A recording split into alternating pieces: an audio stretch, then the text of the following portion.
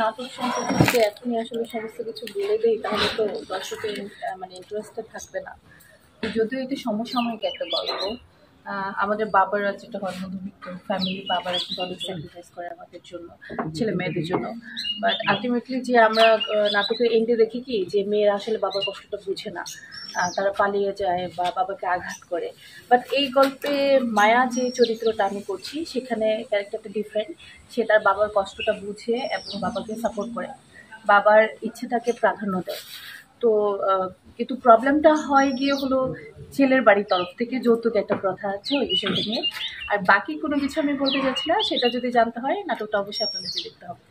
এই নাটকে আমরা দেখতে পাচ্ছি আব্দুল্লাহ রহমান বাবু কাস্ট হিসেবে আছে, বলা যায় আপনার বাবা হিসেবে হয়তো সে আছে, তার সাথে কাজের আচ্ছা, বাবু ভাইয়ের সঙ্গে এর আগেও আমার কাজ হয়েছে।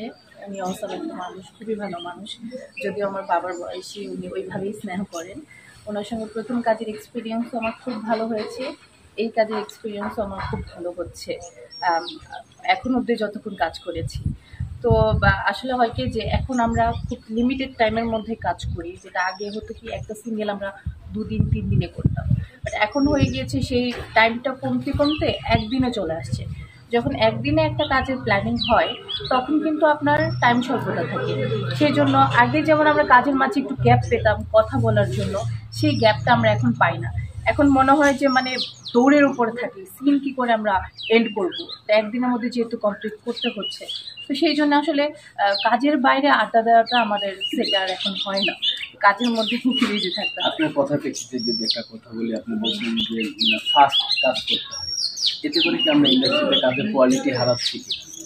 অবভিয়াসলি, ডেফিনেটলি হারাচ্ছি। যখন আমরা একটু সময় নিয়ে কাজটা করব তখন কাজটা খুব গুছানো হবে।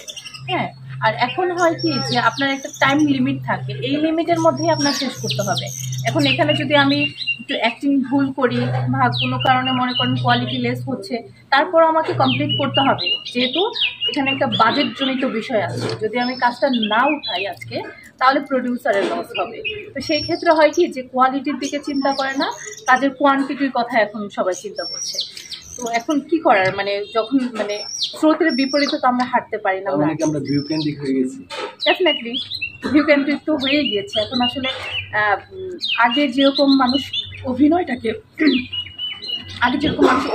প্রাধান্য দিত, এখন কিন্তু সেটা দেয় না। এখন মানুষ দেখে হলো কি যে কার কি পরিমাণ ভিউ আছে, ফলোয়ার্স আছে, এগুলো দেখে আপনার। এই জন্যই হয়তো কাজের জায়গাটা এখন আগের মতন ওরকম সুন্দর নেই। আগে যেমন দেখবেন একটা কাজের বুয়ার চরিত্রটাকে মানুষ আজীবন মনে রাখতো, আর এখন হয় কি ভিউয়ের যুগ না, একটার পর একটা ট্রেন্ড আসতেছে, কতজনকে মানুষ মনে রাখবে। এই আপনাকে 2 দিন মনে রাখলো, আপনার ভিউ শেষ, 3 দিন পরে আপনার খোঁজ কেউ রাখবে না, সবাই ভুলে যাবে। 2 দিন পরে আমাদের ভালোবাসা শুট আছে আসলে কাজ আছে, কাজ নিয়ে ব্যস্ততা থাকবে। যেহেতু এটাই আমাদের রুটি, এটা আমাদের প্রফেশন। তো আমাদের মেন ভালোবাসার জায়গা আমাদের এই প্রফেশনটাই। তো ওই দিন আসলে কাজ নিয়ে ওইভাবে হলো আপনার প্ল্যান করে ঘটা করে বলতে পারবো না আসছে কি আসছে না। বাট আমি রিসেন্টলি 2টো কাজ করেছি যেটার প্ল্যানিং আছে। একটা এই ঈদে মানে এই ভ্যালেন্টাইনে আসার, যদি আসে অবশ্যই মানে নিউজ সবাই জানতে পারবে। একটু জানতে চাবো ভালোবাসার সম্বন্ধে। আমার মানে এক একজনের কাছে ভালোবাসার ডেফিনেশন এক এক রকম। বাট আমার কাছে ভালোবাসা বলতে হলো সম্মান। মানে আমার মতে কি যে আপনি যদি ভালোবাসেন একটা মানুষকে, তাকে আপনার রেসপেক্ট করতে হবে। আপনি যদি রেসপেক্ট না করেন একটা সময় আপনার ভালোবাসাটা নষ্ট হয়ে যাবে। আর যদি একটা মানুষের প্রতি আপনার রেসপেক্ট থাকে, তাকে আপনি ভালো নাই বাসতে পারেন, কিন্তু সম্মানের জায়গা থেকে একটা সময় সে ভালোবাসাটা বিল্ড আপ হয়ে যাবে। একটু আবার নাটকের দিকে আসছে যে নতুন একটা জুটি নিয়ে কাজ করছে, দুজনে নতুন একসাথে নতুন, কেমন আসলে ওনার সঙ্গে আমার মাত্র একটা সিনে কাজ হয়েছে, এখন অবধি ওইভাবে আমরা মানে কাজের সুযোগ হয়নি। তো একটা মানুষকে ব্যক্তিগতভাবে জাজ করতে গেলে তার সঙ্গে আপনার কিছুটা সময় স্পেন্ড করতে হবে, তার সম্বন্ধে জানতে হবে, একটু বেশি করে কাজ করতে হবে, তারপরে বোঝা যাবে। তো এইটুকু অল্প সময়ের মধ্যে যতটুকু বুঝতে পেরেছেন মানে পেরেছি আর কি। উনি ভালো মানুষ, কাজ করে ভালো লেগেছে। আমি চাই এই ভালো লাগাটা সবসময় চলমান থাকুক।